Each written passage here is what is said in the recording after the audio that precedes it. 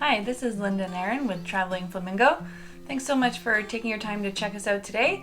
We're going to take you on a walkthrough of the island Princess.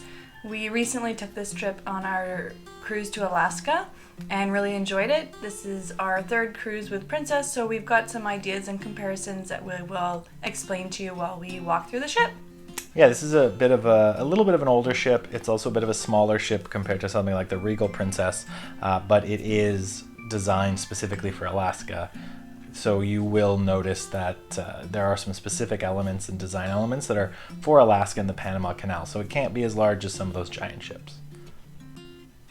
We boarded the ship in Vancouver, and if you've never been there before, it's a nice city as well. It was the first time that I'd ever taken a cruise out of Vancouver.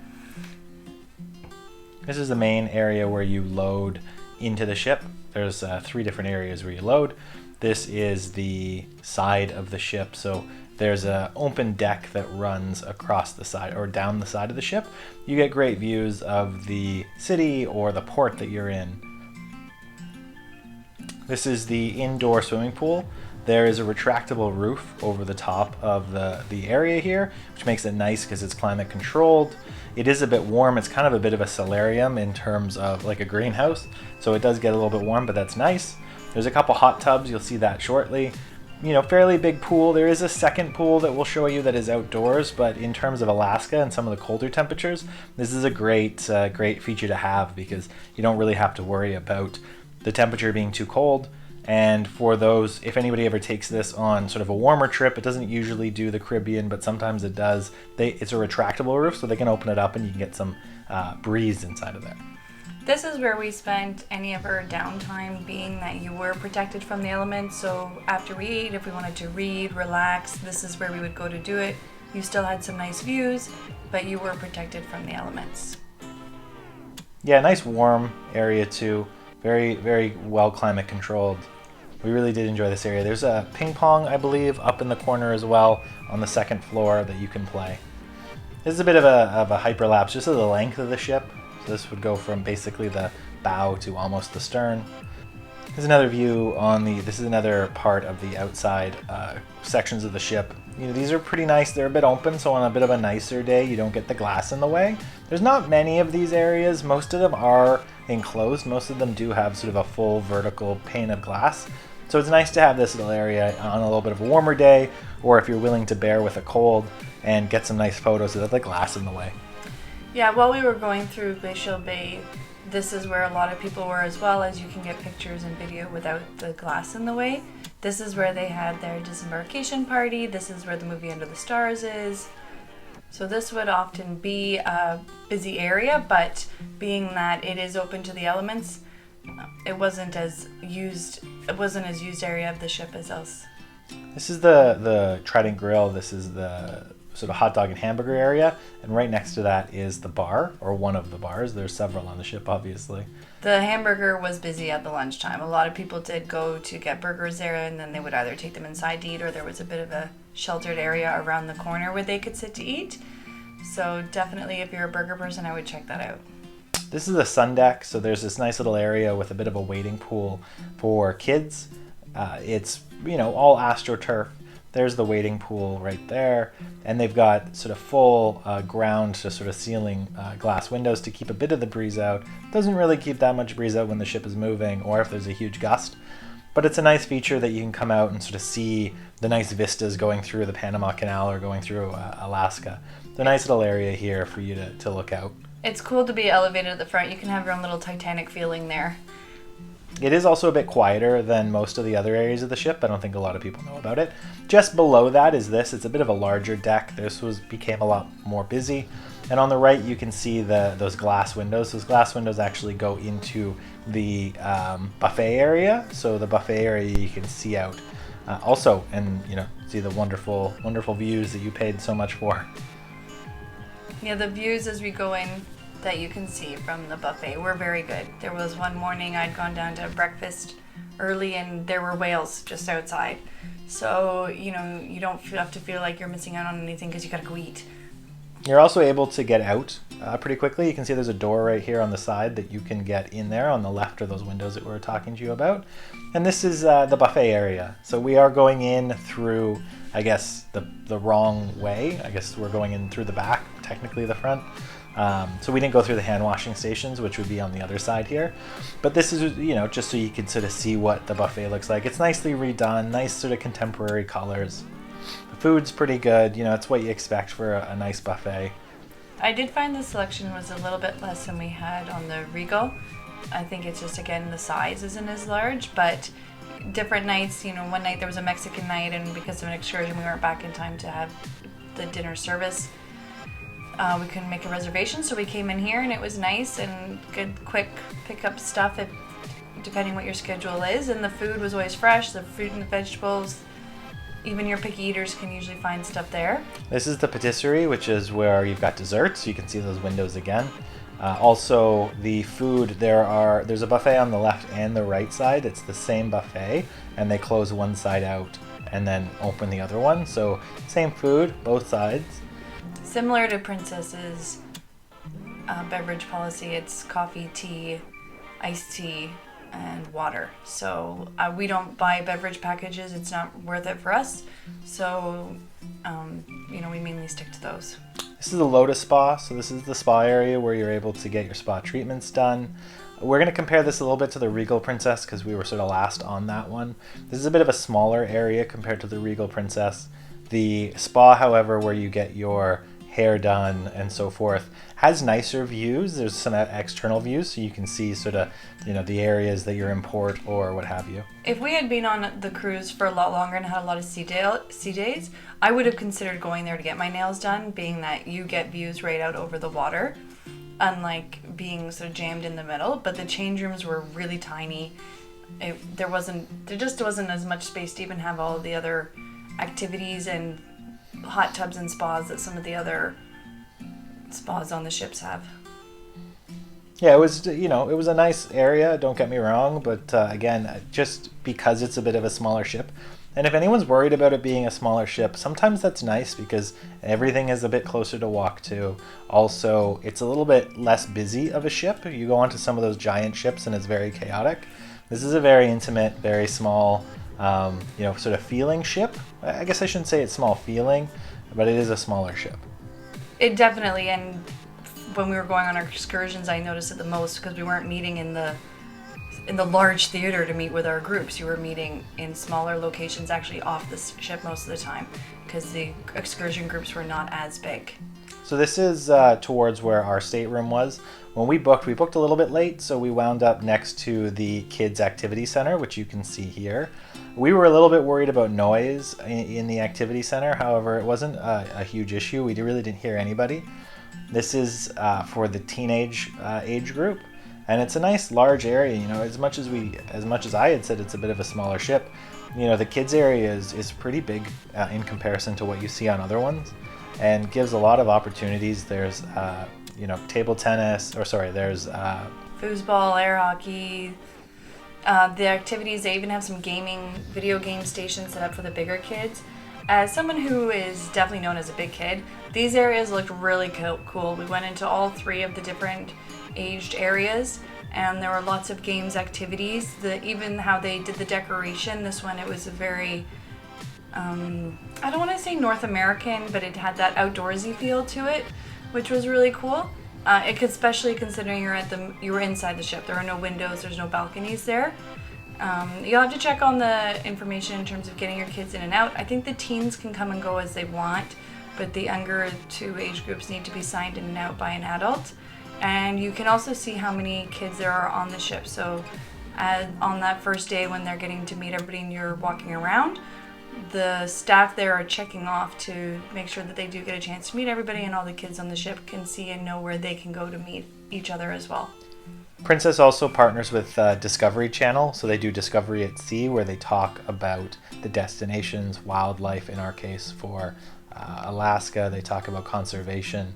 They also have some stuff around like Yukon Gold and some of the gold mining and so forth, or gold panning that they do. So it's kind of neat. They pair it up.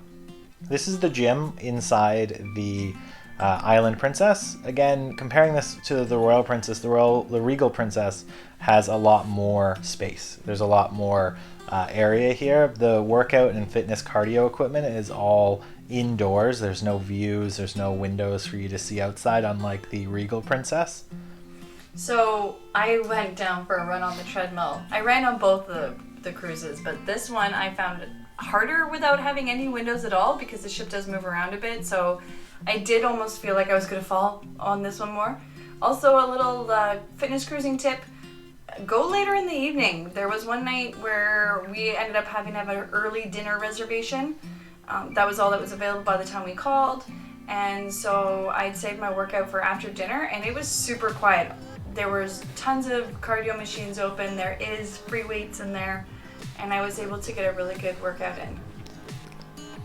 Also, there is no running track on board. So if you are someone who is looking to do runs or needs to do a longer run and doesn't want to stand on a treadmill for hours, there is no onboard track. Overall, though, it's a nice area. As you saw there's a nice sort of large fitness studio area. They've got nice warm towels. They also, I think, had a little bit more free weights than they did on the Regal Princess. You'll see as we go through the halls, a lot of the decor, carpeting art is very princess themed. You do, as soon as you get on, get that feeling of the princess quality. This is the Wheelhouse Bar. It's one of the many bars on board. Inside it's nice. It's kind of like Churchill's Lounge without the cigarette smoke for those who have been on them before. This is the entrance to the Princess Theater. For those who watch any shows there, you'll see your stage shows there. It's a nice theater. This is the Explorer's Lounge. The Explorer's Lounge has some live entertainment that happens on stage. They also have the comedians or the dating game shows that they do on board are held here as well. This is also our muster station. It's a fairly large lounge. They do quite a bit of entertainment here. Princess Live is filmed here. This was our, what are they called? He was the naturalist that we went to see. Highly recommend it. They are very knowledgeable, and they also give you some great tips on different things to see and do while you're in the area. This is the Bayou Cafe, which is the Louisiana-inspired specialty dining. You do pay an additional cost here for dining in this specific location. If you do want to book, you have to call ahead. Or you can book on the website, and you can go ahead and book what days you want to do that. We did go and give it a try and enjoyed our meal that we had there. We did find it wasn't very busy, so if you're about to be going on the cruise and you haven't booked it, just try and do it online or as soon as you get on the ship, because we did find that there was a lot of availability. They had pretty good food, a lot of sort of Cajun, Creole style food. They also do have steaks for anybody who's not specifically interested in that. Nice and warm inside. You know, they had a very sort of Louisiana feel. They had a lot of sort of jazz portraits and so forth on the walls. Overall, though, I mean, it wasn't that distinctive in terms of decor. The food was great. I had a nice big steak. Linda had some seafood.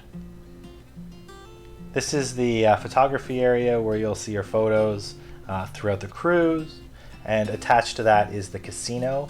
However, you're not really allowed to film in the casino, so we won't go too deep into that, but they have your standard table games and slot machines. This is one of the jewelry stores on board, Facets. Typical, if you've ever been on a cruise, they've always got a couple of these, and it's a very nice high-end jewelry for those who want to purchase jewelry on board. And then we open up into the Piazza, which is the main area on the Princess Cruises. This one is a very nice Piazza. It's a bit smaller than the Regal Princess, again, because the Regal Princess is a bigger ship, but it was very, very well done. Beautifully appointed. It feels very similar to other Princess in terms of decor, and attached to that is some shops. We did go and see a lot more activities in this Piazza than we have on the other cruises. So the Champagne Tower, I highly recommend going to. Also, if you go to the second floor, you get some great views, and there's less people there, so you're more likely to get a glass of champagne. This time we also went to the balloon drop, which was a lot of fun. They had an egg drop. So it's not just for the shops, but there are other activities that you might be in this area for as well. And as Linda said, one of the tips to get free alcohol on board if you want during that champagne pour, they do come around with that alcohol, so you can get, you know, a free drink or two if you're interested in that without having to pay. One of the few free things that you get on a cruise beyond sort of the all-in meals. Yeah, definitely the only free alcohol we've ever had. That's true, yes. Beautiful though, very, very nice, very clean. You know, as much as we said this is a bit of an older ship, which it is, you will notice in areas it feels a little bit older. There's sometimes a couple panels that have water spots and so forth. But all in all, it doesn't hit you in the face. You have to look very closely to find some of those areas. There is also a little shop on board where you can get stuff like Gravol or other medications. I highly recommend you bring them because they are incredibly expensive on board. However, you can also pick up shirts and so forth. They also go on sale as the end of the cruise comes, as you get closer to the end of the cruise, so don't recommend you buy anything the day you get on the ship. There's also this nice little lounge, which has some live entertainment and a little bar, and that's just right off the side of the Piazza as well. We did find there was a lot going on that we would have to look at our Princess Patter and decide beforehand what are our top priorities to go to, because there's tons of places where there's live music or entertainment. This is the main dining area, and this is where you have most of your meals for those who do anytime dining. The formal dining room is very similar to this as well. Really great meals. Food was really good. This is the Internet Cafe. We didn't really notice the Internet Cafe too busy throughout the cruise. However, internet is very expensive. This is a bit of a hyperlapse of sort of the main areas of the ship, walking the main deck, the Lido deck. You can see the two pools we just passed by, and then you come into the back, which is where our ship was, our sort of stateroom was. And this is sort of going down the hall in the back towards our stateroom, and there we are at A711. So this is the stateroom. Again, we had a balcony stateroom. Very typical that you would see on Princess Cruse, very similar to those you get on the Regal. Nice big bed. You get a little bit of a area here for your computer or for reading or for whatever you'd like. There's a couple different outlets. You've got your European outlets, and you've also got your American outlets. There's another one there by the phone. It is fairly limited in terms of number of outlets. We do have a USB hub that can power all of your USB devices, and we'll put a link to that in the comments below. We found the room was great. Having a balcony was wonderful for being in Glacial Bay. A whole day is spent. So for Alaska, you know, I would definitely recommend getting the balcony. There was just enough space for a couple chairs and a side table. It was very nice out there. You can grab breakfast. They can bring room service, and you can have your breakfast out there. You can also have meals out there if you'd like. This is the bathroom. The bathroom, fairly small in general for any normal bathroom, but fairly comfortable for cruise ships. Most cruise ship bathrooms are very, very small. I'm 6'4", and I fit okay in terms of height. So it's not amazingly generous, but it's not too bad. This is the closet area where you can put your suitcases and you can hang your clothes. Pretty good amount. On the left there, that brown vertical is also the shelves, so where you can put t-shirts and so forth. So again, not a huge amount of space. Our muster station, as I said, was the Explorer Lounge.